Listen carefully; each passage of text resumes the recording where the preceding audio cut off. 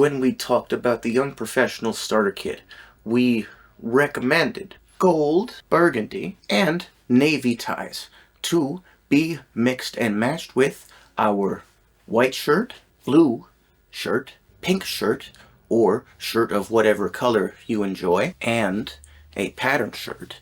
You can get a lot of versatility from these 3 ties that will last you a while and provide a wide variety of looks. But even if you wear ties infrequently, eventually you will want to add to your variety to better help you in your self-expression. We're going to talk about different things to consider when you do that. We live in a time, at least in the United States, I don't know about other places, where it is really, really, really easy to find ties of exceptional quality. There is such a large variety of ties that have been made, and they have been spread far and wide across the land, and they are very easy to find if you know where to look. Department stores will have clearance sales once or twice a year, typically, generally after Christmas, and then around June, right as the wedding season is ending, and they will offload ties of very, very, very exceptional quality for super reasonable prices. And of course, there is thrifting, where if you are willing and able to take the time to go to the different stores in your area or travel to another area, you can find wonderful,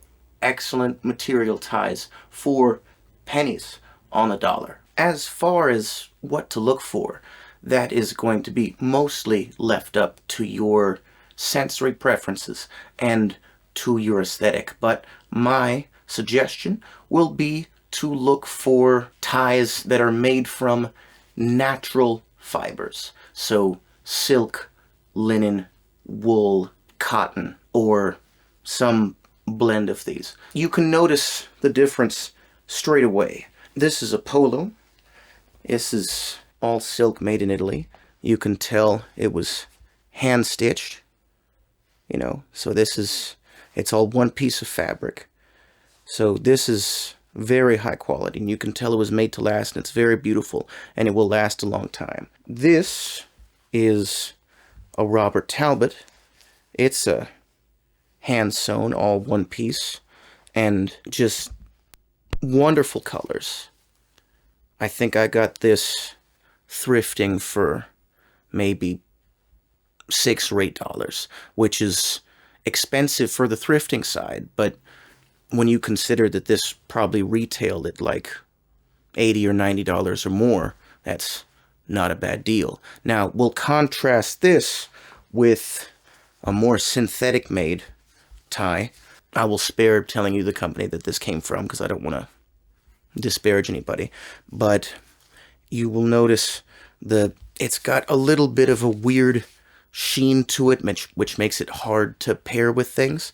It is very easily stained, as you can see, and it is difficult to clean, but the stains are very visible, and it is not exceptionally well made. This is probably more of a factory fused piece. So look for silk, look for silk blends, look for high quality materials, look for beautiful colors.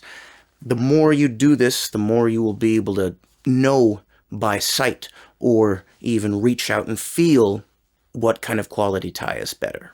As for how to add variety to your tie selection, there are several different ways you can do it. We can talk about pattern, we can talk about color, we can talk about texture or material. Now, of course, don't forget, we've already got a whole video on pattern mixing if you want to know how to put different patterns together. So we're not going to go super deep into that, but I just want to show you some different patterns that ties often offer. Right now, this is a Daniel Cormier Signature Collection 7 full tie made in Italy, all one piece. This is a paisley. This is a really old school pattern. I like the curves that go into it. It is really easy to mix with any solid shirt or almost any pattern shirt that has any kind of straight line going through it. I wore it earlier in the video with a striped shirt, but you could just as easily do a tattersall. This is one of the more common patterns you will find. This J.Z. Richards gold tie has the little bit of the blue dots in it. The pattern is so subtle that from a distance it would look like a solid color. I still like to have some sort of pattern or some kind of texture in there. So this is a very common pattern. And of course, we've got stripes like this Paul Stewart here. Now, not every striped tie has as gigantic, heavy-duty stripes as this. And indeed, there are many, many, many different types of striped ties that all have names depending on how thick the stripes are and what direction they go in. I will spare you for today, but this is one way to add variety. Say burgundy, maybe burgundy is really your color, but you want to add more variety, but you still like burgundy. Having a burgundy stripe along with your burgundy paisley is one way to do it.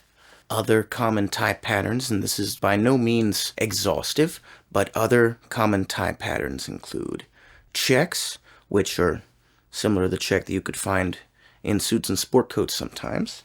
What I call motif patterns, where there is a little bit of either something specific like the bag here, or any kind of design where they are evenly spaced from each other like this. And something that is very dear to me, florals. This is a lovely silk linen blend that I wear all the time, but especially in the summer. As you are slowly building up your wardrobe, you're going to figure out, based on the versatility of things you already have, and based on your aesthetic and style, and based on what is comfortable for you, you're going to slowly build things. And each purchase you make will extend the life of all of the other garments that you have with you, and it will also inform every future purchase that you make. For example, you might pick up a lovely bright green knit tie like this one and decide that it would look really good with, say, a tan sport coat or something like this. You'll learn about color mixing and pattern mixing and texture mixing as you go on your own style journey. Once you get through the basics, once you've found some ties like these, you might even find out that you enjoy non-standard patterns with, I'm not sure if there's a good description, or if there is, I don't know it, or even ties with full scenes painted on them. Once your tie collection has become big enough, you may even drift into more non-standard pieces of neckwear, like bow ties, ascots for a more European flair, or even bolo ties for more of a Western flair. There is a whole bunch of different stuff you can do. Tie availability, at least here in the US, is pretty high. Chances are, if you've got something you want to do with a tie with your aesthetic, you can find it.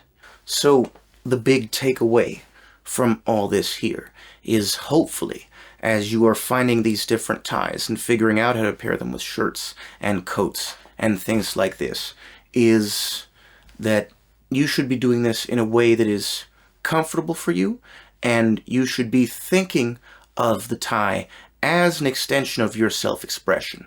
A lot of people, they don't like the tie, or they find the tie uncomfortable, or they are opposed morally to a tie because they consider it as a part of a uniform. And there may be situations in your life where that is the case.